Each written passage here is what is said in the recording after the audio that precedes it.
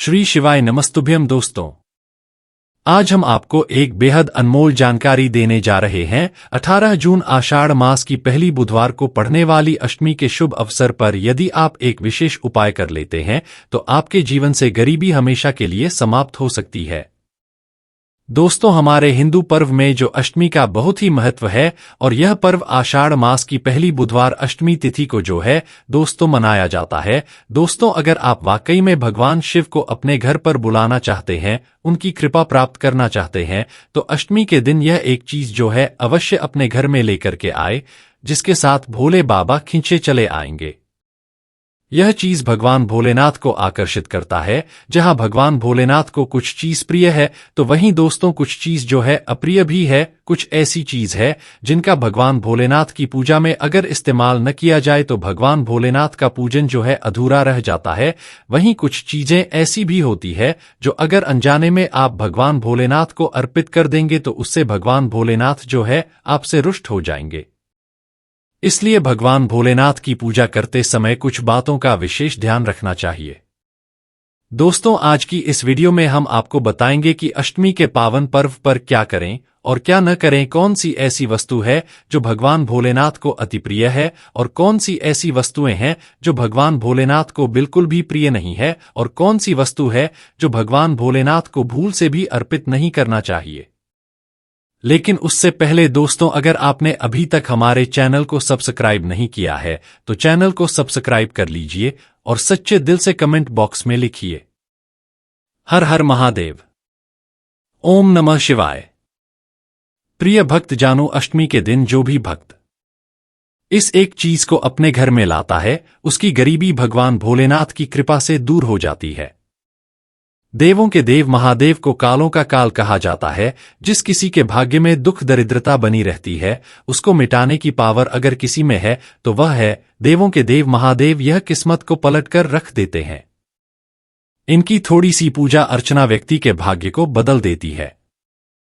अगर आप इस अष्टमी के पावन अवसर पर यह एक चीज अपने घर लेकर आती है तो यकीन मानिए आपके घर में गरीबी कभी दूर दूर तक दिखाई नहीं देगी और आपकी हर कार्य बन जाएंगे। अगर आप नौकरी की तैयारी करके थक चुके हैं, नौकरी मिल नहीं रही है, तो आपको हैरान रहने की जरूरत नहीं है, उदास रहने की जरूरत नहीं है, क्योंकि इस अष्टमी का जो पर्व है साल 2025 में 1444 सहयोग के बाद में अष्टमी के दिन यह एक चीज अपने घर लेकर आनी है। यह आपको लाखों नहीं करोड़ों का मालिक बना देगी, आपके भाग्य को बदल कर रख देंगे और महादेव होंगे अति प्रसन्न और आपकी होगी मनोकामनाएं पूरी। तो आज का वीडियो आप लोगों के लिए उपयोगी नहीं बल्कि महत्वपूर्ण है। इस वीडियो में बताई गई हर एक चीज आपको लाखों रुपए खर्च करने के बाद भी प्राप्त नहीं होने वाली है आजकल।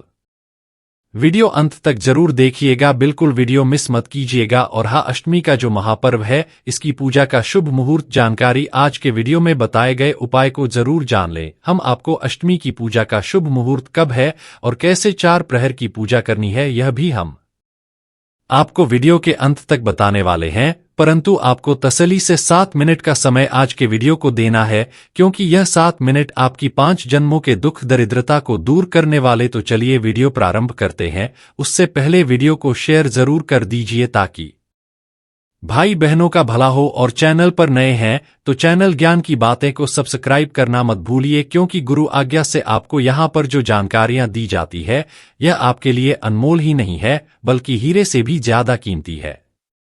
दोस्तों, अष्टमी की आप सभी दर्शकों को हार्दिक शुभकामनाएं। तो चलिए सबसे पहले जानते हैं कि मां अष्टमी के पावन पर्व पर क्या करना चाहिए जिससे भगवान भोलेनाथ और माता पार्वती के जो है आशीर्वाद प्राप्त हो। दोस्तों, अष्टमी के दिन भगवान भोलेनाथ की पूजा जो है सफेद वस्त्र या फिर लाल रंग के वस्त्र धारण करके ही करें। सफेद और लाल रंग के वस्त्र धारण कर आप जो है भगवान भोलेनाथ का पूजन करना बहुत ही शुभ माना जाता है।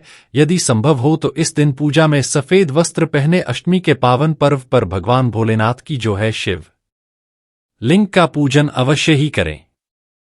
शास्त्रों के अनुसार अष्टमी के दिन ही भगवान भोलेनाथ जो शिवलिंग के रूप में प्रकट हुए थे, इसलिए इस दिन शिवलिंग का पूजन करना सबसे सर्वश्रेष्ठ माना जाता है। शिवलिंग का पूजन करने से भोलेनाथ और माता पार्वती की जो है असीम कृपा प्राप्त होती है। दोस्तों, वैसे तो अष्टमी पर भगवान भोलेनाथ का पूजन जो है रात्रि के चारों पहर में किया जाता है। लेकिन भगवान भोलेनाथ का पूजन प्रदोष काल में भी अवश्य करना चाहिए। प्रदोष काल स्वयं भगवान भोलेनाथ का ही काल होता है। मान्यताओं के अनुसार प्रदोष काल के समय भगवान भोलेनाथ जो है शिवलिंग में विराजमान रहते हैं, इसलिए अष्टमी के पावन पर्व पर आप जो है दोस्तों उस काल में भगवान भोलेनाथ का पूजन अवश्य ही करें। अष्टमी का शुभ मुहूर्त जान लीजिए दोस्तों। अष्टमी के जो शुरुआत 18 जून 2025 को बुधवार के दिन भगवान शिव का रात्रि के समय में पूजन करना, इससे भगवान भोलेनाथ के साथ साथ माता पार्वती अति शीघ्र प्रसन्न हो जाएंगे और आपको जो है मनचाहा वरदान देंगे। द्वितीय पर भगवान शिव के साथ अगर आप जो है माता पार्वती जी का पूजा करते हैं, मतलब अगर आप जो है माता पार्वती जी की अवश्य ही पूजा करें। ऐसा करने से आपको भगवान शिव के साथ साथ माता पार्वती भी का आशीर्वाद प्राप्त होगा। अष्टमी के दिन भगवान भोलेनाथ की जो है शिवलिंग पर भी पत्र अवश्य ही करें। बेलपत्र भगवान भोलेनाथ को अति प्रिय है। बेलपत्र के बिना भगवान भोलेनाथ का जो पूजा है उसे दोस्तों अधूरा माना जाता है। दोस्तों बेलपत्र एक एक पत्ता को नहीं माना जाता है। एक डंडी में जो 3 पत्ते जुड़े होते हैं उन्हें बेलपत्र कहा जाता है। एक डंडी में 3 जो जुड़े हुए बेलपत्र होते हैं उस बेलपत्र कहते हैं, और उसी को ही शिवलिंग पर अर्पित करें और चंदन से ऊपर पर आप जो है ओम नमः शिवाय लिख करके इस बेलपत्र को आप जो है अर्पित करें। ऐसा करने से भगवान भोलेनाथ की जो है कृपा प्राप्त होता है। बिटिया के दिन भगवान शिव को पूजन में आप जो अक्षत जरूर अर्पित करें। ऐसे करने से आपको भगवान शिव का आशीर्वाद प्राप्त होगा। इस दिन रात्रि के समय में आप जो है भगवान शिव का जागरण अवश्य ही करें, जिससे आपको अष्टमी का पूर्ण फल जो है प्राप्त हो। जागरण के दौरान भगवान भोलेनाथ के भजन कीर्तन करने चाहिए और इस दिन जितना हो सके दान पुण्य जरूर करना चाहिए। इस दिन गाय को जरूर से खिलाएं। अगर गाय न मिले तो नंदी को हरा चारा जरूर खिलाएं, क्योंकि नंदी भगवान शिव की सवारी मानी जाती है। हो सके दोस्तों तो अष्टमी के दिन भगवान शिव की पूजा करने से पहले भगवान श्री गणेश, भगवान कार्तिक, नंदी जी और माता पार्वती जी का पूजन अवश्य ही करना चाहिए, नहीं तो आपको भगवान शिव की पूजा का फल जो है दोस्तों प्राप्त नहीं होगा। इस दिन बैल को हरा चारा अवश्य ही खिलाना चाहिए, क्योंकि बैल को नंदी जी का स्वर रूप माना जाता है, जो भगवान शिव के अत्यधिक प्रिय है, जो भगवान शंकर जी को अत्यधिक प्रिय है। दोस्तों अष्टमी पर इन कार्यों को करने से बचना चाहिए, इससे भगवान भोलेनाथ का जो है कृपा प्राप्त होता है। दोस्तों अष्टमी के पावन पर्व पर क्या नहीं करना चाहिए और क्या हमें करना चाहिए, आइए इस वीडियो में विस्तार से जानते हैं। दोस्तों अष्टमी के दिन देर तक इस दिन भूलकर भी नहीं सोना चाहिए और काले रंग के वस्त्र धारण नहीं करना चाहिए, क्योंकि काले रंग के वस्त्र धारण करना इस दिन बहुत ही अशुभ माना जाता है। अष्टमी के दिन शिवलिंग पर आप जो है चढ़ाई गई चीजों को भूलकर भी ग्रहण न करें, क्योंकि शिवलिंग पर चढ़ाई गई चीजों को ग्रहण करना अशुभ माना जाता है। यदि आप शिवलिंग पर जल चढ़ा रहे हैं तो ध्यान रखें संग से जल बिल्कुल भी न चढ़ाएं। भगवान शिव को आप जो है लोटे से जल अर्पित कर संग से भगवान भोलेनाथ का पूजन नहीं किया जाता है, और लोटे से भी जल चढ़ाते समय इस बात का विशेष ध्यान रखें कि अगर आप जल में दूध या फिर दही मिलाया है तो आप जो है दूध और दही से भगवान शिव का अभिषेक करने के लिए तांबे के लोटे का इस्तेमाल न करें, क्योंकि तांबे के पात्र में दूध और दही से जो है जहर बन जाता है। इसीलिए दूध दही से आप जो है भगवान भोले नाथ का अभिषेक कर रहे हैं तो आप जो है उसके लिए स्टील या फिर पीठ के लोटे या फिर चांदी के लोटे को जो है इस्तेमाल कर सकते हैं। दोस्तों अष्टमी के दिन भगवान शिव की पूजा में तुलसी का उपयोग भूलकर भी न करें, क्योंकि आप ऐसे करते हैं तो आपको पूजा का पूर्ण फल प्राप्त नहीं।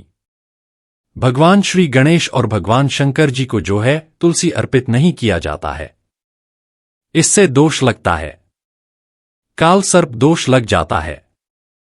इस दिन भगवान शिव की पूजा में केतकी और चंपा के फूलों का प्रयोग नहीं करना चाहिए, क्योंकि भगवान शिव के पूजन में इनका प्रयोग करना वर्जित माना गया है। भगवान शिव की पूजा में हल्दी और कुमकुम का भी प्रयोग भूलकर भी नहीं करना चाहिए, क्योंकि भगवान शिव बैरागी है और हल्दी और कुमकुम सुविधा के प्रतीक माने जाते हैं। दोस्तों भगवान शिव की मूर्ति है अगर शिव परिवार के रूप में है, जहां भगवान श्री गणेश, भगवान कार्तिकेय और माता पार्वती है, तो आप वहां पर भगवान शिव को हल्दी कुमकुम से जो है तिलक कर सकते हैं। लेकिन भगवान शिव की जो शिवलिंग होता है वह भगवान शिव का बैरागी रूप है, तो वहां पर आप जो है हल्दी कुमकुम ना लगाएं।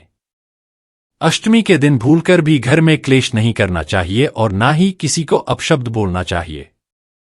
यदि आप ऐसा करते हैं तो आपको भगवान शिव का आशीर्वाद प्राप्त नहीं होता है। दोस्तों, अष्टमी पर शराब और मांस का प्रयोग नहीं करना चाहिए। बिल्कुल भी मांस एवं शराब का प्रयोग नहीं करना चाहिए। यदि आप ऐसा करते हैं तो आपको भगवान शिव और माता पार्वती के साथ साथ संपूर्ण देवी देवताओं का क्रोध बुध का सामना करना पड़ सकता है। आपको इस दिन किसी भी पशु या फिर पक्षी को सताना नहीं चाहिए, ना ही उन्हें मारना चाहिए, नहीं तो आपके सभी पूर्ण फल जो है नष्ट हो जाएंगे। अष्टमी के दिन महिलाओं और कन्याओं को शिवलिंग को स्पर्श नहीं करना चाहिए। आप दूध दही से शिवलिंग का अभिषेक कर सकते हैं, बेलपत्र भी चढ़ा सकते हैं, पूजा भी कर सकते हैं, लेकिन शिवलिंग को स्पर्श न करें। शिवलिंग पर जब आप जल चढ़ाते हैं तो वह जल जो है आपके पैरों में नहीं आना चाहिए, क्योंकि उसे हम जलहरी कहते हैं। शिवलिंग पर बहते हुए जल को हमेशा अपने मस्तक पर स्थान देना चाहिए, उसका छींटा अपने बच्चों के ऊपर में मानना चाहिए। इससे जो है दोस्तों शरीर शीतल और नजर दोष से और कई प्रकार के जो पीड़ा मुक्त होता है और मन को जो है दोस्तों शीघ्र शांति मिलती है। शिवलिंग की सदैव आदि पर कमा ही करनी चाहिए। इस बात का आप जो विशेष ध्यान रखें। दोस्तों, आप जानते हैं अष्टमी के इस पावन अवसर पर वह कौन सी 5 चीज है जिन्हें घर में लाने से देव की कृपा जो है सदैव आप पर बनी रहेगी। भगवान शिव इन चीजों के साथ आपके घर में चले आते हैं, तो चलिए जान लेते हैं। दोस्तों, भगवान शिव के डमरू अष्टमी के दिन डमरू घर में अवश्य लाना चाहिए और इस दिन भगवान शिव की पूजा में डमरू जो है जरूर बजाना चाहिए। इससे भगवान शिव प्रसन्न होते हैं। हमेशा भगवान शिव के पास डमरू जरूर रखना चाहिए। दोस्तों, अगर आपके घर में शिव परिवार की कोई भी तस्वीर या फिर मूर्ति नहीं है तो इस खास मौके पर यानी कि अष्टमी के दिन शिव परिवार को घर में जरूर लगाएं। इसके साथ ही भगवान शिव की कृपा सदैव आपके परिवार पर बनी रहेगी। दोस्तों, अष्टमी पर रुद्राक्ष पुराणों के अनुसार एक मुखी रुद्राक्ष साक्षात भगवान भोलेनाथ का ही स्वरूप है, भगवान शंकर जी का ही स्वरूप है। इसे गले में धारण करने से मनुष्य की हर इच्छा जो है पूरी हो सकती है। अगर इस रुद्राक्ष की पूजा करके धन स्थान पर यानी तिजोरी में रखा जाए तो धन से संबंधित पानी हमेशा हमेशा के लिए जो है दोस्तों समाप्त हो सके हैं। लेकिन अष्टमी पर रुद्राक्ष घर में होना भी बहुत ही शुभ और मंगलकारी होता है। दोस्तों, अगर आप अष्टमी पर महामृत्युंजय यंत्र ला करके अपने पूजा स्थान पर स्थापित कर रोज उसकी पूजा करें तो इससे सुख समृद्धि बनी रहती है। इसके साथ ही भगवान शिव भी खींचे चले आते हैं। ऐसे में घर में सदैव भगवान शिव का वास होगा। दोस्तों, शास्त्रों के अनुसार माना जाता है कि एक स्त्री अगर किसी मंदिर में भेंट किया जाए या अपने हाथों से खुद लगाया जाए तो ऐसे व्यक्ति को जन्म जन्मांतर तक गरीबी का सामना जो है दोस्तों नहीं करना पड़ता है। भगवान शिव की कृपा ऐसे व्यक्ति पर हमेशा जो है बनी रहती है।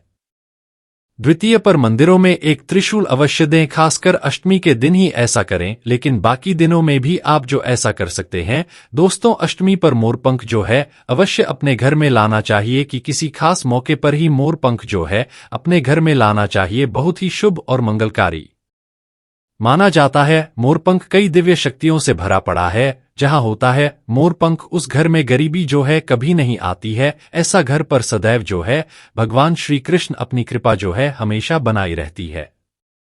दोस्तों, शिव पुराण के अनुसार माना जाता है कि अष्टमी पर व्रतधारी को धतूरा अवश्य खा लेना चाहिए। भले ही आप थोड़ा सा खाएं, लेकिन खास जरूर लें।